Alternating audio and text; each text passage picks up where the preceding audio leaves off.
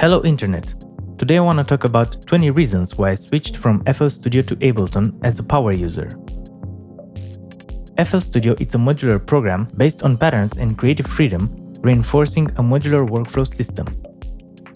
Ableton, on the other hand, is a linear program in its workflow, but much more modular in terms of creativity when it comes to sound design. I will detail these two concepts below by highlighting 20 reasons why I switched from FL Studio to Ableton. I want to clarify from the start that the following concepts are subject to change when it comes to FL Studio, as I have always collaborated by suggesting changes to this program on the ImageLine forum. The support team has been very prompt in their responses and has always done their best to improve their software based on user preferences, which means a lot. Here, I could say that FL Studio has an advantage in terms of a team that always listens to its users, compared to Ableton, where changes are slower in their program's development and take longer to implement. However, even with this advantage, I encountered issues that, unfortunately, the support team informed me could not be improved. They also mentioned that they couldn't identify the problem to resolve it. I will detail below exactly what I meant by this. I would also like to clarify that there might be methods that I haven't discovered yet, and I kindly ask you to leave a comment and correct me if I'm wrong. Let's get started. I always wanted to organize a well-established yet flexible template that could evolve along with my project. However, I discovered the following limitations in this regard. Number 1. The connection between the channel rack, playlist or instrument track, and mixer channel is established by releasing an instrument into the playlist track. This action could rename and change the color of the other two, preventing me from maintaining a predefined template with my chosen name and colors. 2. If you don't create a template in which the three instances of MIDI or audio instruments are connected, you would have to manually link each mixer channel with each instrument in the channel rack and each playlist track. This could be done by right-clicking on a playlist track, track mode, go to Instruments or Audio track. This offers unnecessary flexibility and extra work. In Ableton, each track in the playlist represents a track in the mixer, and they are automatically linked. They retain both the name and the color you've preset, so you don't have to put in extra work to connect them every time you insert a new instrument. 3. Regarding the previous point, if you wanted to do layered instrument design with multiple instruments, the channel rack became very cluttered, and you didn't have the flexibility to easily navigate through instrument groups in this window. You can make groups with the selected channels to simplify the cluttered list, and create a MIDI pattern with all of them at the same time.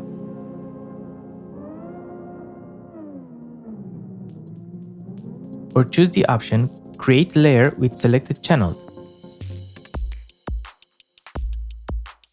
But it requires too many steps to declare the parent and child instruments. This method has another problem. It is not easy to edit the notes in the instrument's piano rolls, as you couldn't see the notes you were pressing on a keyboard. I discussed this with the developers on the forum, and it's an outdated bug that remains unresolved. In Ableton, such an issue doesn't arise, as you can create an instrument rack within a single instrument track, where you can create multiple chain lists. This way, you can layer the audio flow and add as many instruments and effects as you want to this flow.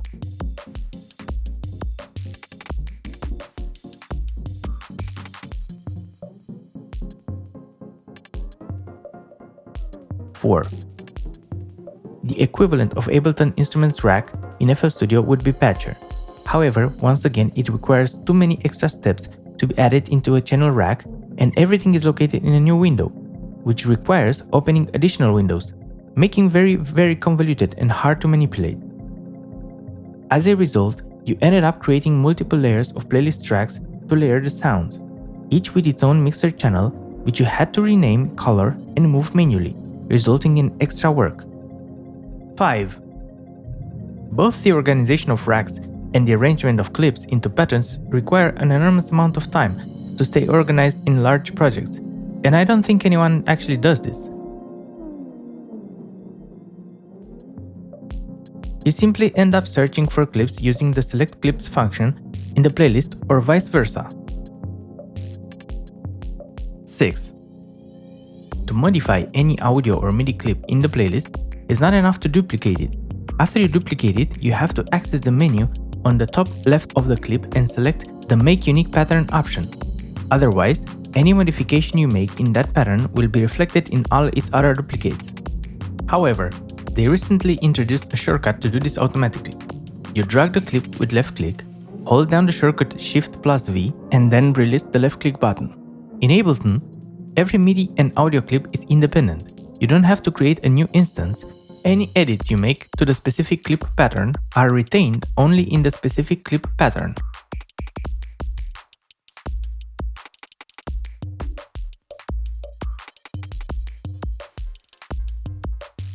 Seven. Automation could be done in two ways, but both have significant disadvantages for the workflow, in my opinion. First, automation in the piano roll under the MIDI arrangement cannot be moved via drag and drop, it can only be rewritten. If you convert it to an automation clip and modify it, you cannot reconvert it back into the piano roll automation. 2. If you choose to have the automation in a standalone clip, you couldn't organize a complex project structure and move the automation along with the MIDI clips. Instead, I have to move or adjust them separately, which means extra and unnecessary work. The freedom to choose the workflow is not as free as it seems, as this constraint limits how the program is functioning. In Ableton, automation is found in one place. By activating the automation mode, it appears directly over the MIDI clip and can be moved either along with or independently from it. 8. Automation of parameters in FL Studio is counterintuitive. To do this, you first need to move the button you want to automate in the desired plugin, then right-click on the multi-link to controllers, followed by selecting Edit Events or Create Automation Clip.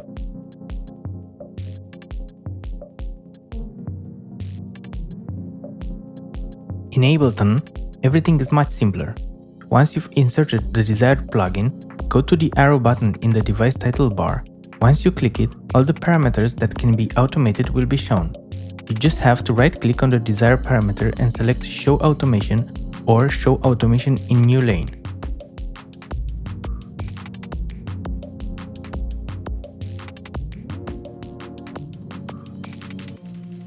Nine. The ADSR envelope of synthesizers have a strange function. For example, in Citrus, the envelope graph editor, called Envelope Curve Priority, the radial dials have dynamic adjustments, meaning they modify the signal travel's distances. However, upon releasing the button, the interface reverts to its original shape, and the only indicator telling you this is the position change of the buttons at the bottom. In Ableton, there is no such problem.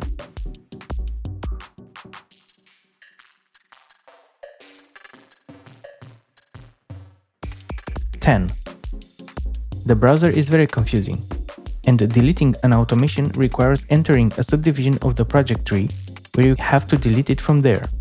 For example, to delete an automation created in the piano roll, it is not enough to delete the clip from the playlist, as the automation remains under the notes in the piano roll.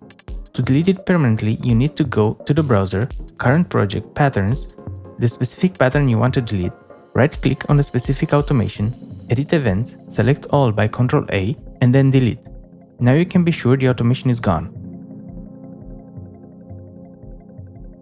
In Ableton, just press A in the arrangement view, select your automation, and press delete.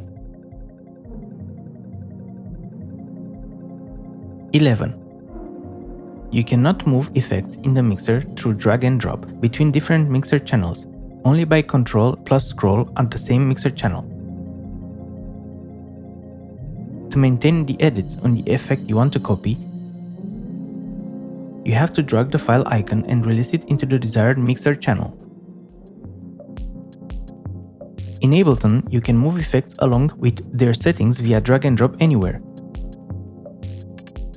And you can create signal flow both in series using serial effects and in parallel using the channel list in the effect rack. 12. Too many shortcuts are needed to complement the program's modular functionalities and to simplify the multiple steps you are forced to take.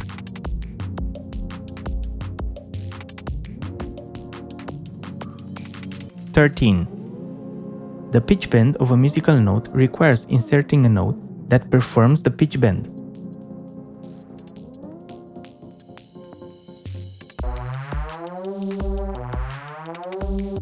Or you can automate the pitch bend of the plugin for that.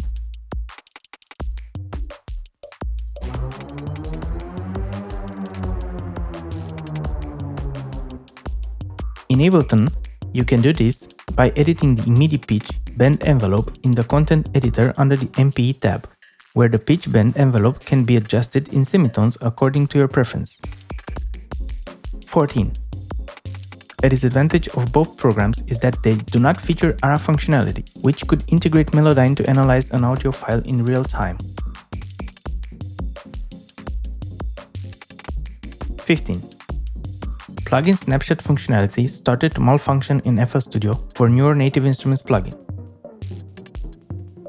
When you want to drag a plugin from the playlist, it's easier to identify it by its icon. But FL Studio doesn't render the snapshot correctly, leaving you with an incorrect icon.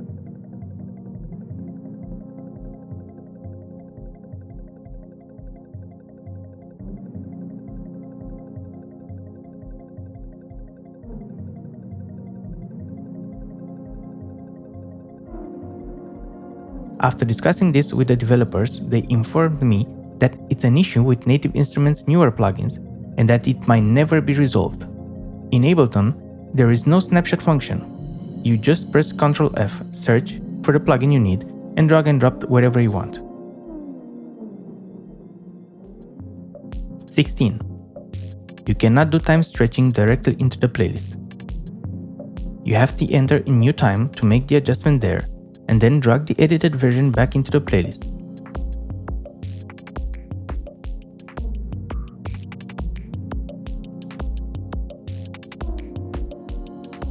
Additionally, you need to stretch each sample you add to the playlist individually to fit the project tempo.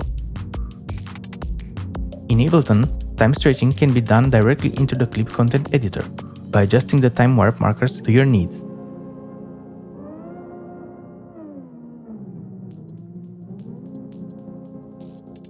(17) The audio interpolation algorithms are better in Ableton Live.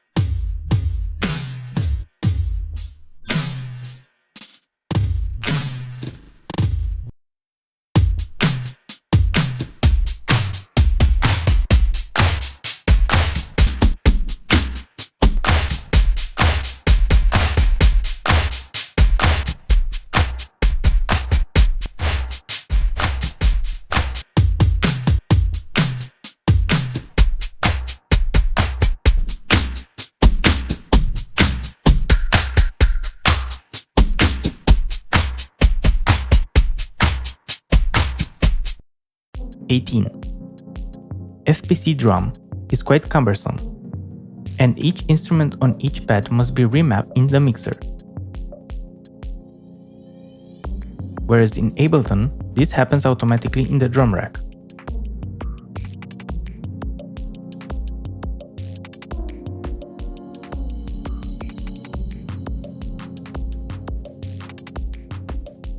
(19) FL Studio lacks good guitar effects, and hardcore is very outdated and sounds quite poor.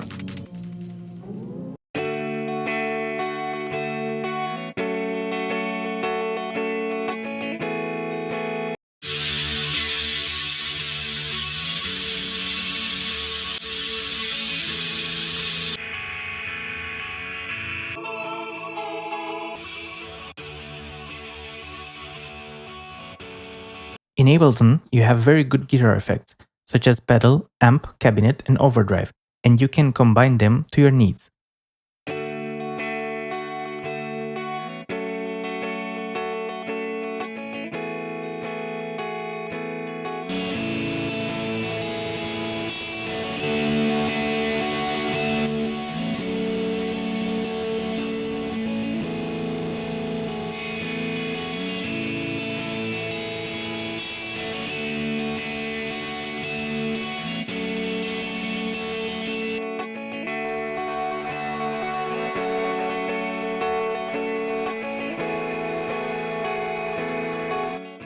20. Effects with old interfaces that sound very good disrupt the cohesion of the interface because they have been left with outdated designs and haven't been modernized.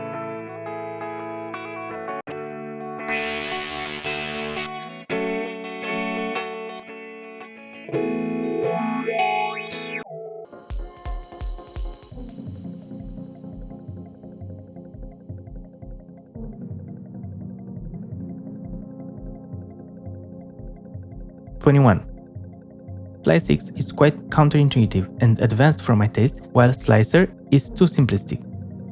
In Ableton, we have the slice function in Simpler, where you can adjust the threshold based on your preference.